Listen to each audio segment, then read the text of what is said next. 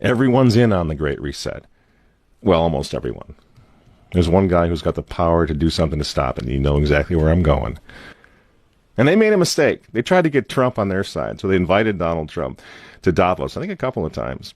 But in January, when Donald Trump, I think, really began to see the beast that he was up against, he went to Davos, to the World Economic Forum, and he stuck a mega finger in their eye.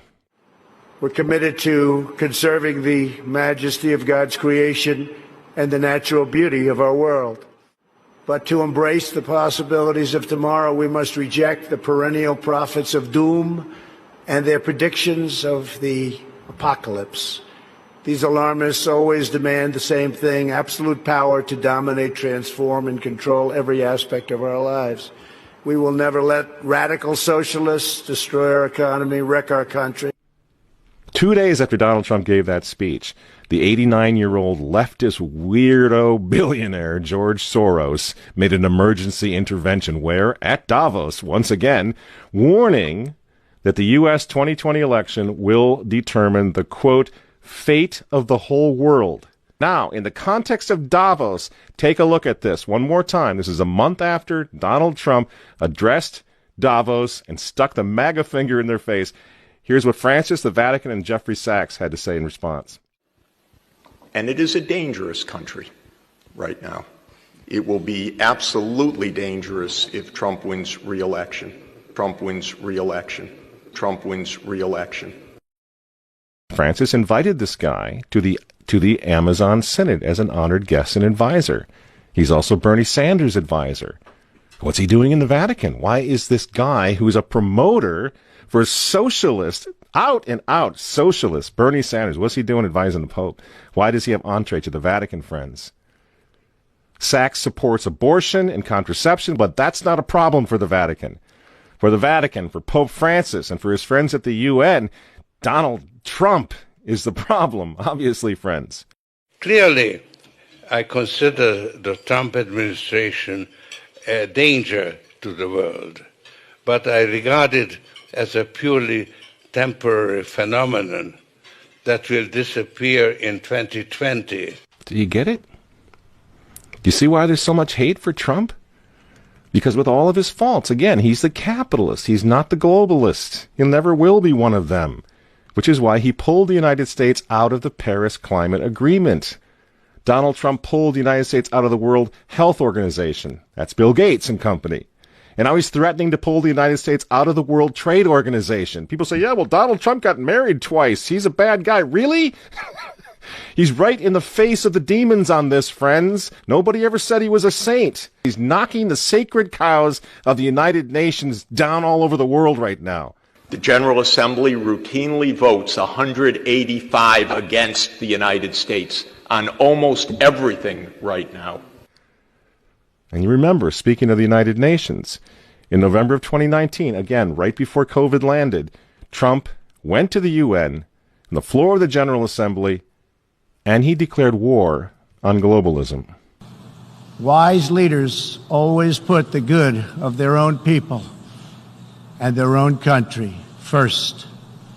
The future does not belong to globalists. The future belongs to patriots. And shortly after the speech at the UN, Donald Trump delivered, what do you think happened? The coronavirus was unleashed on the world, and Trump's booming U.S. economy went on life support. Do you think that was an accident? So when they tell all of us to stay home, wear your mask so grandma doesn't get sick, please understand what's really going on here. They don't care about your grandmother. They don't care about old people, these people. They don't care about babies. They want them aborted so that they can save the common home. Abort babies, millions of them all over the world. They don't care about babies. They don't care about old people. In fact, if you want to save your grandma, tell the globalists to stay the hell away from her. You remember how some of them, like Cuomo and characters like this, were running COVID recovering patients through nursing homes? That's how much they care about grandma.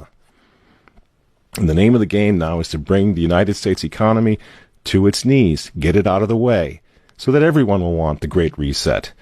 make the new normal so intolerably abnormal that even you and I, maybe, at some point in the near future, will be begging for the vaccines because we'll be driven crazy by that point. Begging for whatever else is going to keep us safe according to our jailers and our handlers and our zookeepers. You see? That's what they want. That's why they keep using this term, new normal. You know what we do to fight back? Go to work. Go back to school. If you're healthy, take off the mask. And for heaven's sake, go back to church and pray that Trump wins in November. That's what the reset was on. That's what the Russia hoax was all about. That's what the impeachment hoax was all about. Don't you see? For 4 years, I've been trying to stop this man because if he strengthens America, if he makes it great again, if he brings the economy back again, the reset won't happen. The New World Order is going to be set way back. Who knows when they're going to have another COVID opportunity like this one again, and they know it. So ask yourselves why they hate this man. These folks, these men, they hate God. They hate the unborn. They hate the traditional family. They hate you. And they hate Donald Trump, whose political opponents, by the way, right now are knocking statues of saints to the ground. They're beating up cops, and they're burning flags.